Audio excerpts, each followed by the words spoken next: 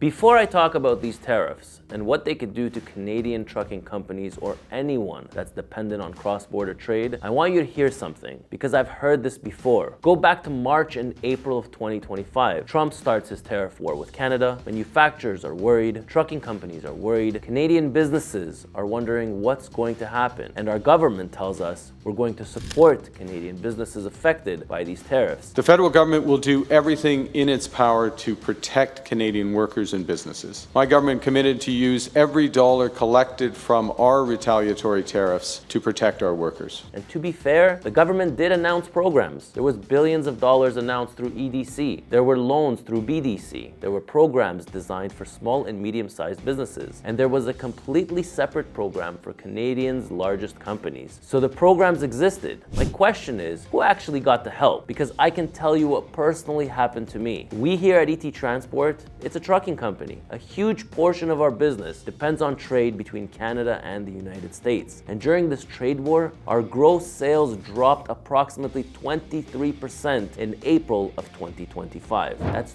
23%. So naturally I thought, well, we're exactly the type of company they're talking about. We're Canadian, we employ Canadians, we have cross-border freight, we're being directly affected by these tariffs. The government says there's assistance available. Let's go get some help. And that's when I realized it's not quite that simple. There are different types of government assistance. For smaller and medium-sized businesses, there was financing announced through the BDC. There was the EDC, the Economic Development of Canada Trade Impact Program. And later, there was additional programs, including the Regional Tariff Response Initiative. So again, I'm not saying there was no help. There was. The question I'm asking is, how accessible was it? How much actually reached businesses? How quickly did they get it? And how many businesses that were actually losing revenue because of tariffs received meaningful help? Because we went looking and nobody came to the rescue. When you look at the other side, there's a completely different program for the big guys called the Large Enterprise Tariff Loan. And one of the current requirements is approximately $150 million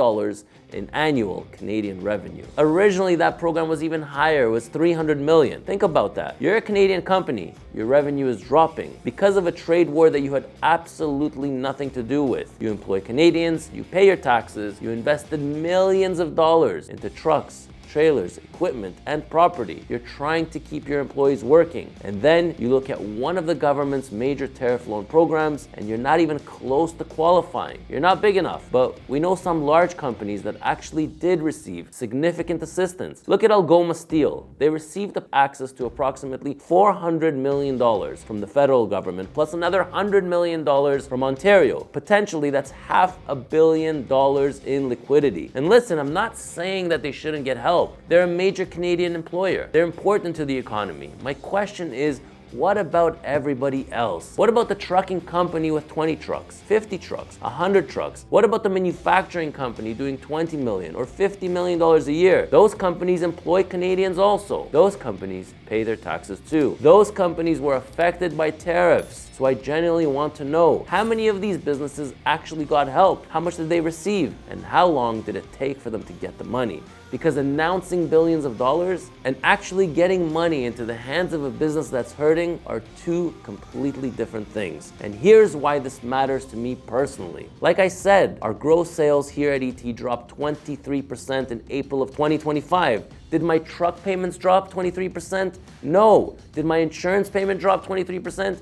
No. Maintenance? No. Property taxes? No. Nothing. Employees? I still had to employ everybody. Yes, there were cuts. This is exactly how trucking companies are going to get squeezed even more. And we've already watched Canadian trucking companies struggle. And we've also watched companies like Lion Force and many others go out of business. Now, I'm not saying tariffs are the only reason that cause them to fail. There can be many reasons a trucking company goes under. But when an industry is already struggling, and then you remove freight, rates start dropping, trucks start sitting, and uncertainty increases. You're adding another problem to an industry that already has enough problems. Now fast forward to yesterday. Here we are again, another tariff fight. Products are being hit with tariffs as high as 50%. Canada is preparing to retaliate on September 8th. And once again, we're hearing about supporting Canadian businesses affected by tariffs. And I'm sitting here thinking, wait a second, I've heard this before.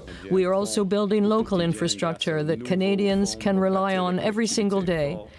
thanks to the Build Strong Communities Fund, which represents an investment of $51 billion. So Prime Minister Carney, I'm not saying there aren't programs. There are.